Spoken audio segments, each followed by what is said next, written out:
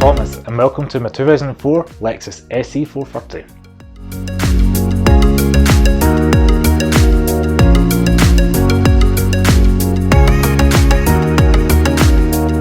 So the story began last lockdown when I was looking for a convertible again for the summer staycations. I'd previously owned a BMW Z4 and the kind of thrill and excitement of a convertible was running through my veins, so I quickly jumped onto Auto Trader to see what I could get within my budget. After looking at some Jaguar XKs, Mercedes-Benz SLs and Audi TTs, and I remembered Lexus had convertibles, and my parents, and at the time I owned a Lexus IS, I thought I had a good positive experience with those cars, so I thought I'd have a quick look at Classified and see what Lexus cars were available. At the time there was an IS 250C and of course the SC430.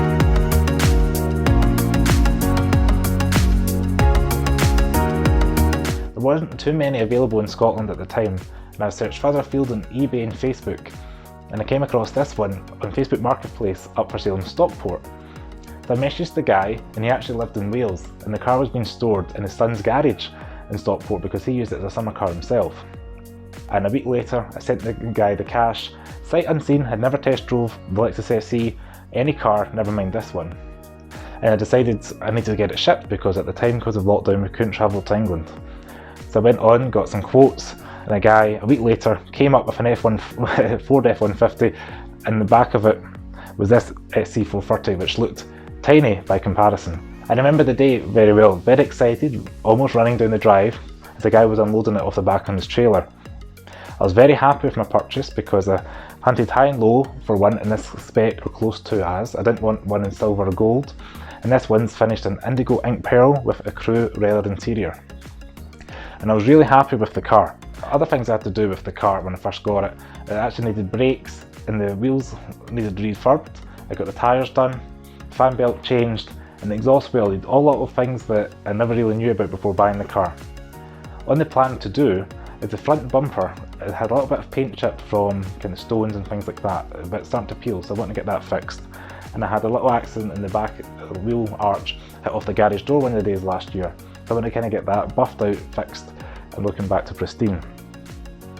Interesting story, when I was getting the tyres done, one of the garages locally forgot to put all the bolts on it because these pie plate wheels have got like 10 bolts that go around it, and I don't think they were secured on properly, so when I was driving along the road one day, pretty much the day after, it fell off, and I spent about an afternoon looking through hedgerows and the lawns to try and find it, to no avail. So I put a little post out on Instagram, a little story on YouTube, and one of my followers from the Isle of Wight of all places came out and said, oh, he had an SC430 that was in an accident but it had these plates. So he posted them out to me, which was a very nice thing. His was a slightly older model, so the colour doesn't quite match. But again, I want to get that painted to match the other three. But that's just the power of social media, and I'm quite happy they've managed to kind of live on his old car onto this one. When I was looking for the interior, I decided to rummage through the glove box, the boot, things like that, and I found some paperwork that was quite interesting. The car was first bought by a doctor in Airdrie of all places in 2004, and then later on when I opened the boot, I found a little golf card of a game played in 2013 in Cheshire of all places. And I've kept these little mementos in the car because it kind of gives the car some history, some character, and it kind of gives you a mindset of the previous owners. Being a period car of 2004, there's some usual quirks. So behind all this wood panelling, which coincidentally was made by Yamaha, the bird's eye maple wood that's in this car hides all the features the car has. At a touch of a button, the screen rises and appears the touchscreen sat-nav. A touch of another button, the bit of wood rises, and you get your CD player and cassette tape deck. Interesting fact about the Lexus SC430, it was the last production car to have the tape mass-produced in a car. I think it was 2009, 2010. Incidentally, part of this technology is Japanese throw in the cars. There's little green lights around parts of the car you interact with, so at night it lights up to let you know where you put your seatbelt buckle or where you put the key in the ignition. Little things that just make your life easier to live with.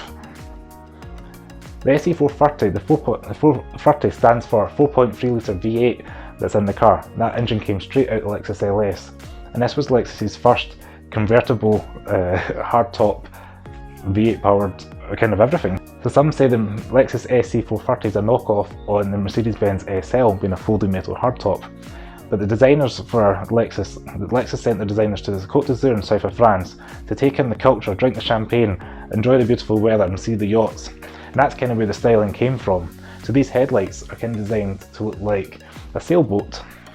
It's got a little spoiler on the boot lid that reminds me of the deck on one of these super yachts before you jump into the sea.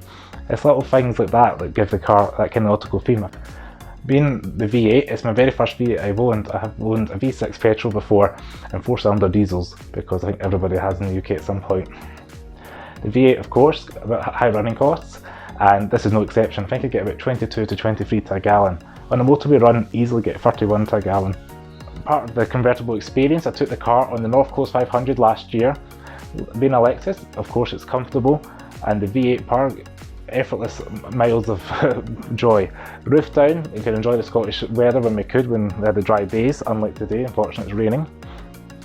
And it was a really great time, and I've never been up there, so I would recommend for anybody thinking of going up North Coast 500, take a car like this. There's plenty of people taking these camper vans that block up these tiny roads, and I think you'd really enjoy it if you take a kind of sporty car, just to kind of enjoy the curves and the undulations of the road. And if you can have a roof down car, you can take in the scenery more, especially your passenger can. So at this point in the video, you're wondering what's the miles on the car. Being a 2004, you might think 60,000, 70,000. Well, it's actually 135,000 miles it's just over. I've done about 3,600 miles in this car, and it kind of shows in some areas, but these Lexus cars are known to go north of 200,000 miles. There's even one on YouTube that's done over 750,000 miles, one of these SC430s in Texas, which is a pretty incredible feat for this kind of car. So hopefully I've shown a little bit of spotlight on a car you may have not been aware of, or you may be considering, from the mid-noughties. Lexus are done the best, and it's quite a reliable car, touch wood, to myself. If you're looking for a powerful hardtop convertible, maybe put it on your short list and consider it, because there is other alternatives to the SL, and it's been a good car to me, and it's something a little bit different. There aren't too many made here in the UK, and particularly in specs like this, it wasn't silver or gold, even less again. So it could be something if you want to stand out from the crowd from your at the golf course. So thanks very much for watching, and I hope you guys enjoyed the SC430.